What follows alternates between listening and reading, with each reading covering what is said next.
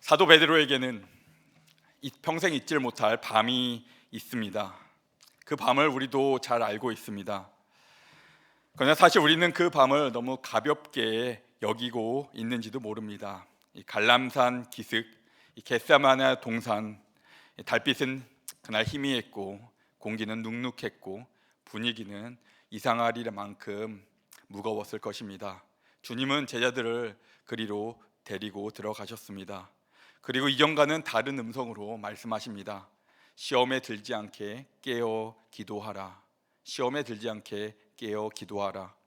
그 말 속에는 예수님의 다급함이 있었고, 하지만 사랑이 있었고, 그리고 경고가 있었습니다. 그러나 그때 그 제자들은 그 의미를 다 알지 못했습니다. 그 중에 특별히 한 사람이 있습니다. 늘 앞장섰던 사람, 먼저 말했고, 먼저 칼을 들었고, 먼저 고백했던 사람, 주는 그리스도시요 살아계신 하나님의 아들이시니이다 라고 고백했고, 또 주와 함께 죽을지언정 주를 부인하지 않겠습니다 라고 장담했던 그 사람, 바로 베드로입니다.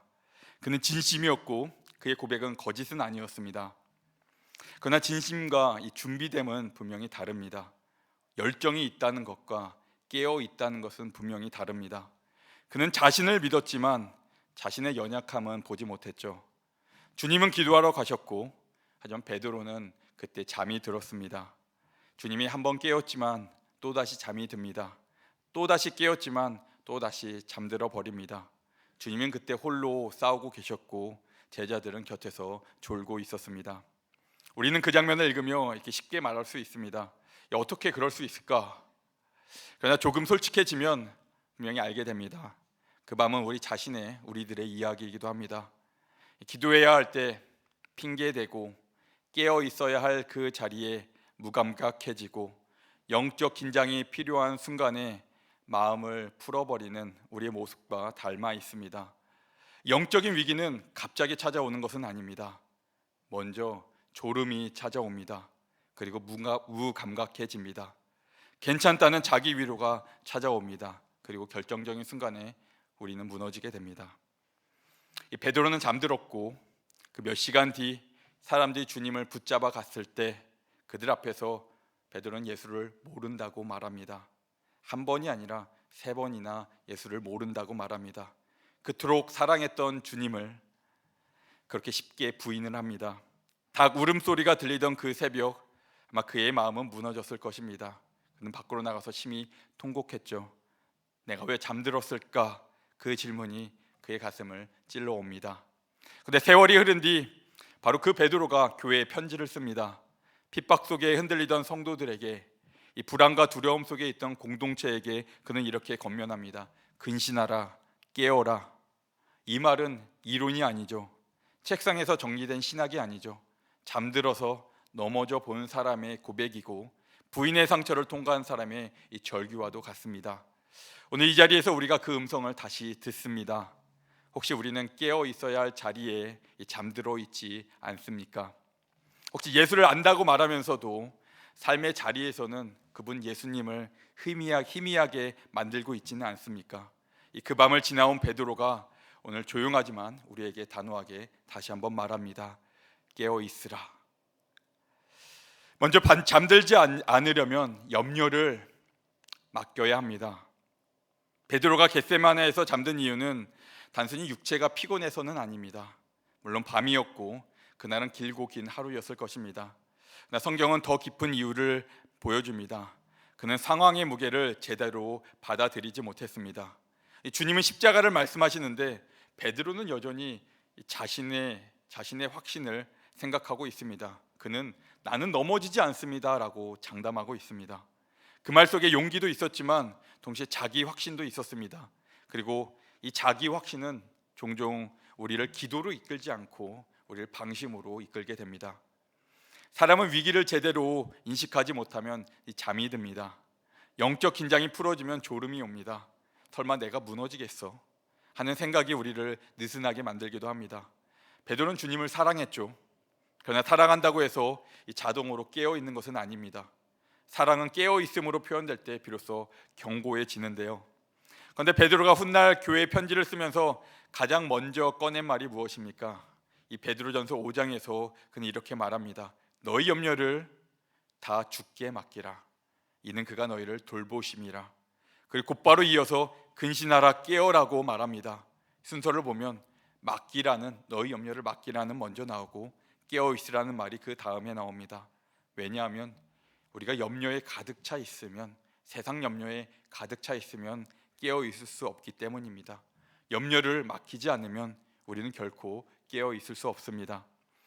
우리는 보통 염려를 두 가지 방식으로 처리합니다. 하나는 이 걱정에 빠져서 허우적거립니다. 밤새 뒤척이고 미래를 계산하고 사람들의 반응을 상상하고 실패를 미리 겪기도 합니다.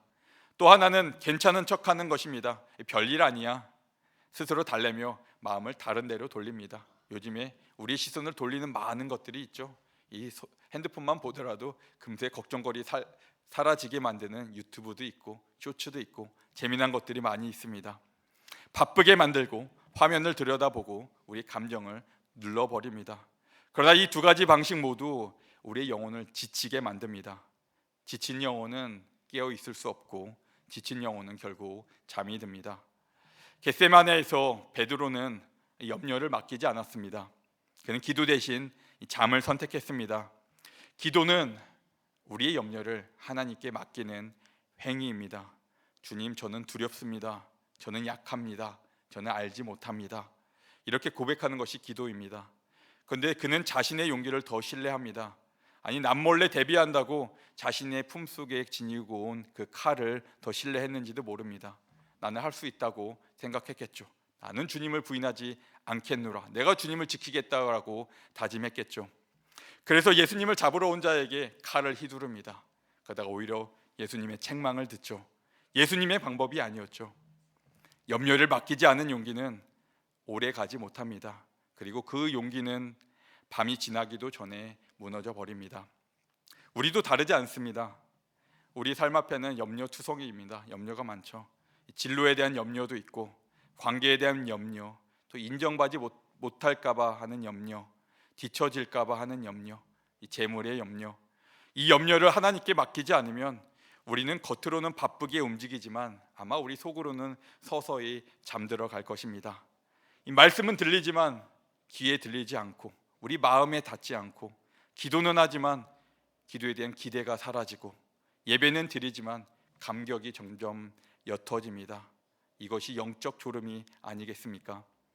베드로는 이 실패를 한 뒤에 알았습니다. 이 염려를 혼자 붙들고 있으면 결국엔 무너집니다. 그래서 그는 단호하게 말합니다. 주께 맡기라. 그냥 주께 맡기는 게 아니고 다 주께 맡기라. 너희 염려를 다 주께 맡기라. 미래도 자존심도 상처도 너희의 비교의식도 숨겨둔 두려움도 다 맡기라는 것입니다. 왜입니까? 그가 너희를 돌보심이라 라고 말합니다. 하나님이 돌보신다는 바로 이 한 문장이 우리의 신앙을 지탱하는 것입니다. 그래서 돌보시는 것은 하나님께서 결코 방관하시지 않겠다는 것입니다.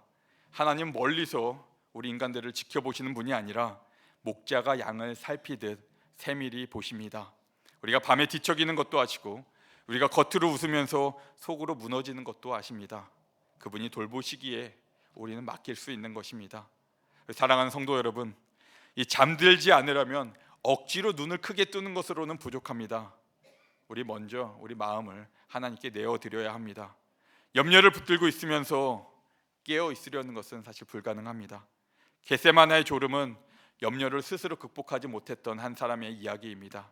그러나 베드로전서의 권면은 이 염려를 맡긴 사람이 비로소 깨어 있을 수 있다는 복음의 선언이 됩니다. 오늘 여러분은 어디에 서 계십니까? 염려를 붙든 채 괜찮은 척하며 계십니까? 아니면 조용히 주님 앞에 여러분들 염려를 내려놓고 계십니까? 이 잠들지 않은 신앙은 강한 사람이 되는 것이 아니라 맡길 줄 아는 사람이 되는 것입니다. 그리고 그 자리에서부터 진짜 깨어있음이 시작되는 줄 믿으시기를 부탁드립니다. 그래서 잠들지 않으려면 염려를 맡기셔야 합니다. 조금이 아니라 모두 다 주께 맡기십시오. 그러면 주님께서 반드시, 내가 내 생각과는 다르겠지만 주님께서 반드시 그 길을 내실 것입니다. 베드로전서 5장에서는 베드로는 염려를 맡기라고 말한 직후 이렇게 덧붙입니다. 근신하라, 깨어라. 너희 대적마귀가 우는 사자같이 두루다니며 삼킬 자를 찾나니. 이 말씀은 갑자기 분위기가 달라지는 것처럼 보입니다.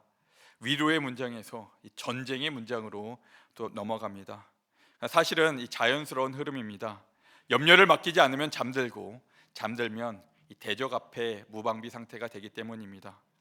베드로는 사탄을, 이 대적을 추상적으로 말하지 않습니다. 우는 사자 같이라고 표현합니다. 조용한 고양이가 아닙니다. 포효하는 사자입니다. 두루다니며 삼킬 자를 찾는다고 말합니다. 이 표현은 굉장히 적극적이죠. 가만히 기다리는 존재가 아니라 찾고 노리고 기회를 엿보는 존재입니다. 그리고 그 목표는 분명합니다. 넘어뜨리는 정도가 아니고 삼켜버린다고 말합니다. 겟세마네의 밤을 다시 떠올려 보십시오.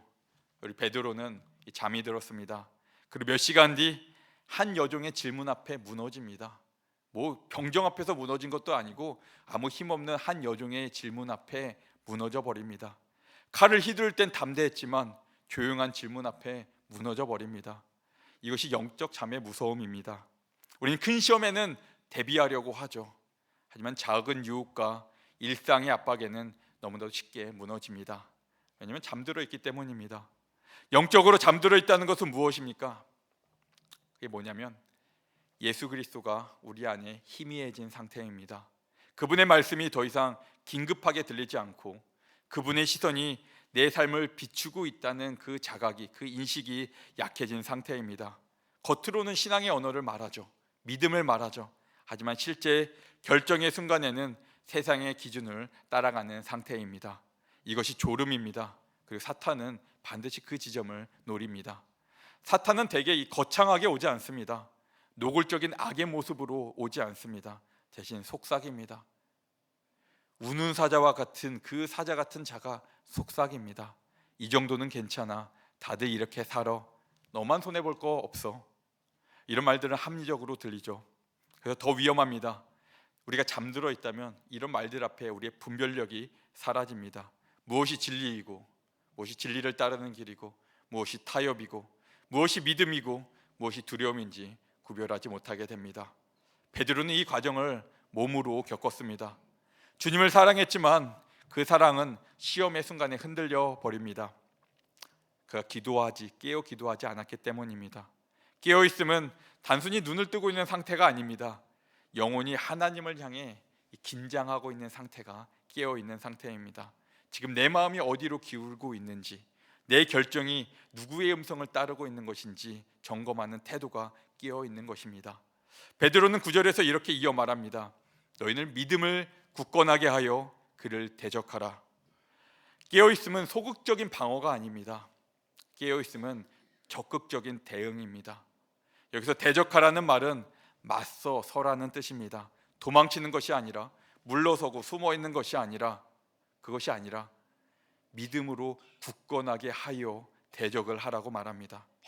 믿음은, 우리 목사님께서 자주 믿음을 강조하시죠. 믿음은 감정이 아닙니다. 기분이 좋을 때만 유지되는 상태가 아닙니다. 믿음은 우리의 방향이죠. 나는 여전히 예수 그리스도를 주로 고백한다. 나의 시선이 예수 그리스도께 고정되어 있는, 분명하게 바라보고 있는 것이 우리의 믿음입니다. 그 고백의 지속적인 선택이 우리의 믿음이죠. 사탄은 우리의 환경을 흔들 수 있어도 이 우리의 고백을 강제로 빼앗을 수는 없습니다. 우리가 스스로 내려놓지 않는 한 사탄은 우리의 고백을 뺏을 수 없죠. 영적으로 잠들어 있으면 우리는 환경에 따라 하지만 쉽게 방향을 바꾸어 버립니다. 인정받을 때는 감사하다가 비판받으면 금세 낙심합니다. 형통할 때는 신앙이 뜨거웠다가 어려움이 오면 금세 의심하기도 합니다. 이것이 잠든 상태이기 때문에 그렇습니다. 그러나 깨어있는 사람은 더 깊은 기준을 가지고 있죠. 상황에 따라서 바뀌는 것이 아니고 주님이 나의 주시다라는 고백이 언제나 흔들리지 않습니다. 잘 될 때나 안 될 때나, 기분이 좋을 때나 슬플 때나 주님은 나의 주님이십니다라는 고백이 욥의 고백처럼 흔들리지 않습니다. 그가 걸어가는 길을 결코 의심하지 않죠. 베드로는 자신이 잠들었을 때 얼마나 쉽게 무너질 수 있는 존재인지 그는 깨달았습니다. 그래서 교회에 경고합니다. 그의 경고는 겁을 주려 하는 것이 아니고 우리로 하여금 현실을 직시하게 하는 것입니다. 우리는 영적 중립지대에 있는 것이 아닙니다. 보이지 않는 이 전쟁, 영적 전쟁의 한복판에 있는 것입니다. 그곳에서 무감각한 상태는 안전지대에 있는 것이 아니죠. 오히려 그 전쟁 가운데 무감각하게 있다면 가장 위험한 지대에 있는 것입니다. 사랑하는 성도 여러분, 오늘 우리의 영혼은, 우리 성도님들의 영혼은 깨어 있습니까? 아니면 이 습관적인 신앙에서 졸고 있습니까? 예배에 앉아 있지만 마음은 다른 데 가 있지는 않습니까? 마음은 말씀을 듣고 은혜를 받는 것 같지만 말씀으로 결단하는 것은 미루고 있지는 않습니까? 우리는 훈련 상황이 아니라 영적인 전쟁터에 있습니다. 이 영적 전쟁이라는 말을 이 앞에서 아무리 이야기해도 사실 잘 느껴지지 않을 때가 있습니다. 우리 삶이 풍족하고 우리가 잘 살고 있기 때문에 이 영적 전쟁이라고 아무리 외쳐도 사실 이걸 느끼지 못할 때가 많이 있습니다.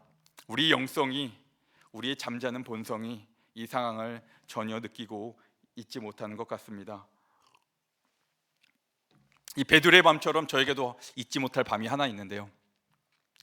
제가 군대에 있을 때 이야기입니다. 이 군대 이야기 싫어하시는 분도 있지만 훈련 중에 저는 4.2인치 박격포대를 나왔는데요. 이 포 진지 안에서 진지를 지키고 있었습니다. 그때 다른 소대원들이 저항군이 되어서 몰래 침투를 하고 저희는 그 진지를 지키는 임무를 맡았습니다. 그때 제가 한 일병쯤 되었으니 어느 정도 좀 짬이 찼다고 생각해서 긴장이 느슨한 상태에 있었습니다. 실제 전쟁이 아니고 그냥 소대원들끼리 중대 안에서 훈련을 하는 거기 때문에 별 대수롭지 않게 생각했죠. 그러더니 그 밤이 어찌나 졸리던지 이 분대장이 저에게 한쪽을 이렇게 맡겨두고 경계를 서라고 했습니다. 근데 이 경계를 서고 이렇게 벽에 몸을 기댔는데 저도 모르게 눈이 감겨져 옵니다. 그러면 깨어 있어야 되는데 그때 눈이 감기면 그냥 가만히 이렇게 기대고만 있어도 움직이지 않을 때는 잠을 잘 수가 있습니다. 그런 기술이 있죠. 그렇게 저도 모르게 잠이 들었는데 제가 눈을 떴을 때는 앞에서 총소리가 들릴 때였습니다. 공포탄을 쓴 것도 아니고 그 앞에 있는 사람이 땅 하는 소리에 저도 모르게 깼습니다. 제가 지키고 있던 쪽이 뚫려서 제 앞에까지 와서 총을 쏜 것이죠. 그때 분대장에게 엄청 혼났던 기억이 떠오릅니다. 저에게는 그저 일병 얼마나 피곤합니까? 밤에 했던 귀찮은 훈련이기에 그 자리에서 그렇게 졸고 있었습니다. 그것이 만약 실제 전쟁 상황이었다면 그렇게 졸고 있지는 않았겠죠. 총소리가 아니라 진짜 총알이 저에게 날아왔을 것입니다. 그렇게 혼난 뒤에는 눈을 뜨고 있었고 그때부터는 찾아오는 적들을 미리 발견하고 빨리빨리 보고를 할 수 있었습니다. 지금도 이 사탄은 잠든 자를 찾습니다. 그러나 깨어있는 사람 앞에서는 분명하게 사단은 물러섭니다. 믿음으로 굳게 선 사람을 이 사단은 결코 삼킬 수 없습니다. 잠들어 있는 자들을 삼키려고 찾아다니죠. 그러므로 우리 성도님들 깨어 있으십시오. 예수 그리스도를 분명하게 바라보십시오. 그리고 그리스도를 향한 그 믿음을 더욱 굳게 붙드십시오. 깨어 있음은 단순히 긴장 속에서만 사는 것이 아니고 주님을 의식하는 삶입니다. 날마다 어제 주님을 많이 의식했으니까, 어제 성경을 많이 읽었으니까 오늘은 괜찮아, 오늘은 내가 좀 친구들과 재밌게 놀아야지, 그런 상태가 깨어있는 상태가 아닙니다. 깨어있으면 매일같이 영적으로 긴장해 있는 것이고, 긴장해 있는 것으로만 그치는 것이 아니고 우리가 주님을 적극적으로 붙드는 것입니다. 그 자리에 있을 때 우리는 비로소 대적을 이깁니다. 잠들지 않는 신앙이 삼켜지지 않는 신앙입니다. 마지막으로 넘어짐을 통과한 믿음이 교회를 세워갑니다. 베드로는 뜰 안에서 고개를 숙였던 사람입니다. 모닥불 앞에서 나는 그 사람을 알지 못한다고 말했던 사람입니다. 한 여종의 시선 앞에 그는 흔들렸고 사람들의 눈치를 보며 말을 흐렸던 사람이 베드로입니다. 닭 울음소리가 들리던 그 새벽, 그는 밖으로 나가 심히 통곡했습니다. 그 밤에 차가운 공기, 꺼져가던 불빛, 아마 흔들렸던 그의 눈빛을 우리는 상상해 볼 수 있습니다. 그런데 시간이 흐른 뒤 전혀 다른 장면이 펼쳐집니다. 예루살렘 성전 미문에 앉은 안진뱅이를 고친 후 기적적으로 일으킨 사건 이후 베드로와 요한은 공회에 붙잡혀 갑니다. 그들을 데려간 곳은 이 공회입니다. 그 자리는 결코 가벼운 자리가 아니죠. 종교 지도자들, 장로들, 서기관들, 대제사장이 모인 자리가 그곳입니다. 예수를 정죄하고 십자가에 넘겼던 그 건의의 중심 가운데 베드로와 요한이 있습니다. 위압적인 분위기가 있었고 날카로운 시선, 무거운 침묵, 그 자리에 베드로가 홀로 서 있습니다. 예전 같았으면 어떻게 했을까요? 뜰 안에서 한낱 여종의 목소리에 떨었던 그가 그 자리에서는 어땠습니까? 그때는 다릅니다. 성경은 말합니다. 그가 성령이 충만하여 이렇게 말합니다. 그는 고개를 숙이지 않았고 시선을 피하지 않았고 오히려 그들을 분명하게 바라보며 이렇게 선언합니다. 너희가 십자가에 못 박고 하나님이 죽은 자 가운데서 살리신 나사렛 예수 그리스도의 이름으로 이 사람이 건강하게 되었다. 얼마나 선명합니까? 그의 메시지가 얼마나 직설적입니까? 그는 더 나아가 말합니다. 이 예수는 너희 건축자들의 버린 돌로서 집 모퉁이의 머릿돌이 되었느니라. 그리고 이렇게 선포합니다. 다른 이로서는 구원을 받을 수 없나니. 그의 메시지가 더 이상 애매하지 않습니다. 더 이상 숨지도 않고 공의 앞에서, 권력 앞에서, 위협 앞에서 당당히 예수 그리스도의 이름을 말합니다. 이 장면을 떠올려 보십시오. 뜰 안에서 나는 모른다라고 말하던 입술이 이제는 이 이름 외에는 구원이 없다라고 외칩니다. 고개를 숙이던 눈이 이제는 진리를 향해 곧게 서 있습니다. 무엇이 그를 이렇게 바꾸었습니까? 결심이 아니고 그의 자존심도 아닙니다. 혼자 결심하고 혼자 자존심 내었을 때 반드시 무너집니다. 부활하신 주님을 만난 그 은혜, 그 성령의 능력이 이 베드로를 그렇게 바꿔놓았습니다. 베드로전서에서 그가 믿음을 굳건하게 하여 그를 대적하라고 말할 때 그는 이 경험을 기억하고 분명히 있었을 것입니다. 대적은 막연한 존재가 아닙니다. 실제적인 압박으로 다가옵니다. 위협으로 오기도 하고 조롱으로 오기도 하고 우리를 배제시키고 손해의 가능성으로 찾아옵니다. 그러나 믿음을 굳건하게 한다는 것은 바로 그 자리에서 더 예수를 숨기지 않고 더 공공연하게 드러내는 것입니다. 공회는 그들을 협박합니다.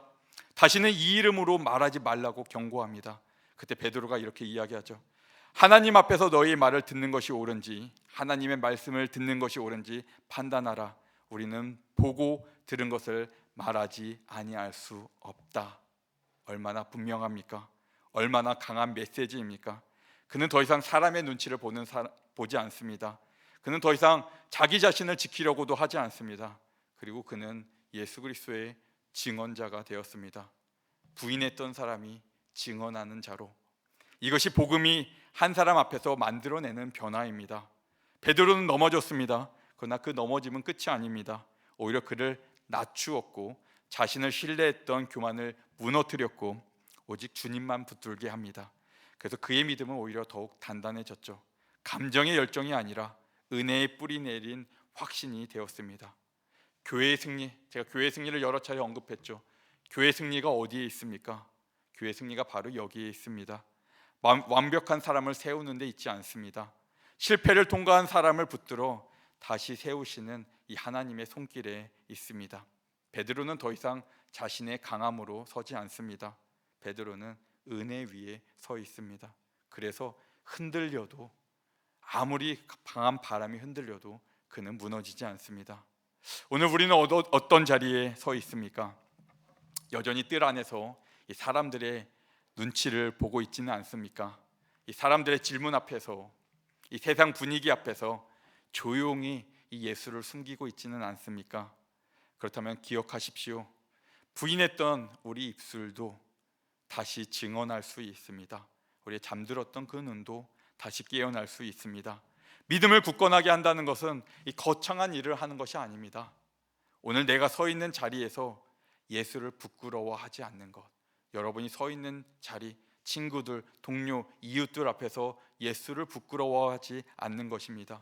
그리고 손해를 보더라도 진리의 길을 선택하는 것입니다. 두려움이 다가와도 예수님은 나의 주님이십니다라고 분명하게 단호하게 고백하는 것입니다. 그 고백이 날마다 반복될 때 우리는 단단하여지고 우리는 깨어있게 될 것입니다. 베드로가 공회 앞에 서 있던 장면은 한 사람의 용기 이야기가 아닙니다. 한 사람의 이야기가 아니고 그의 위인전이 아니고 부활의 능력이 한 사람을 어떻게 바꾸는지 보여주는 장면입니다. 그리고 그 능력은 그때만 있었던 것이 아니고 지금도 동일합니다. 염려를 맡기고 깨어있고 믿음을 굳게 붙드는 사람 안에서 하나님은 다시 이 증언하는 일을 시작하십니다. 부인에서 증언으로, 넘어짐에서 굳건함으로, 이것이 우리 교회가 나아가는 길입니다. 그리고 그 길 위에 오늘도 우리는 서 있습니다. 이것을 믿고 계십니까? 이 닭 울음소리가 들리던 그 새벽, 베드로는 모든 것이 끝났다고 생각했을 것입니다. 자신을 믿었던 말들이 부끄러웠고 눈을 들 수조차 없었을 것입니다. 그러나 하나님은 거기서 이야기를 끝내지 않으셨습니다. 이 갈릴리 바닷가에서 조용히 예수님이 찾아와 우리 베드로를 부르셨죠. 그리고 단 한 가지만 물으셨습니다. 내가 나를 사랑하느냐? 용기도 능력도 그의 실족도 묻지 않으셨습니다. 사랑을 물으셨습니다. 제가 들은 한 선교사님의 이야기가 있는데, 이 젊은 시절 큰 열정을 품고 이 선교사들 열정을 품고 밖에 나가죠. 하지만 몇 년 지나면 반드시 지칩니다. 그 선교사도 지쳐서 돌아왔는데요, 겉으로는 담담했지만 속으로는 나는 실패했다라는 생각이 그를 짓눌렀다고 합니다. 그러다 어느 날 조용히 말씀을 묵상하다가 마음속 깊은 곳에서 주님의 음성을 듣게 됩니다. 내가 나를 사랑하느냐? 이 사역의 열매를 묻는 질문도 아니었고 얼마나 버텼는지 그것을 묻는 질문도 아니었습니다. 내가 나를 사랑하느냐? 이 사랑을 묻는 질문이었습니다. 그가 울면서 대답했다고 합니다. 주님, 제가 주님을 사랑합니다. 그러나 제 사랑은 참 약합니다. 그런데 그 고백 이후에 그의 삶은 다시 달라지게 됩니다. 더 커지지는 않았지만 더 깊어졌고 더 화려해지지는 않았지만 더 오래 지속되었다고 합니다. 성공을 증명하려는 사람이 아니라 주님을 사랑하는 사람으로 다시 서게 됩니다. 우리의 사역도 그렇죠. 이 모든 주님의 길을 따라갈 때 반드시 지치는 날이 있습니다. 그때 주님께서 여러분에게 찾아오시면 내가 지금 여기서 뭐하냐 책망하는 것도 아니고, 네가 이룬 것이 뭐냐, 열매를 어떤 것을 맺었냐 책망하시지도 않을 것이고, 확인하시는 것은 내가 나를 여전히 사랑하느냐라고 물을 것입니다. 신앙은 넘어지는 것이 아닙니다. 넘어졌을 때 누구의 손을 붙드냐의 문제입니다. 능력이 아니라 은혜입니다. 그리고 결심이 아니라 우리의 사랑입니다. 이 시간 우리도 이렇게 고백하면 좋을 것 같습니다. 주님, 제가 주님을 사랑합니다. 우리의 사랑이 지금 온전하지 않아도 괜찮습니다. 그 사랑을 우리가 드릴 때 주님께서 우리를 다시 세우십니다. 부인에서 증언으로, 두려움에서 담대함으로 옮겨가게 하십니다. 복음은 한 사람을 그렇게 바꾸었고 오늘도 우리를 그렇게 바꾸고 있습니다. 여러분의 삶이 그 복음의 증거가 되기를 주님의 이름으로 축원합니다.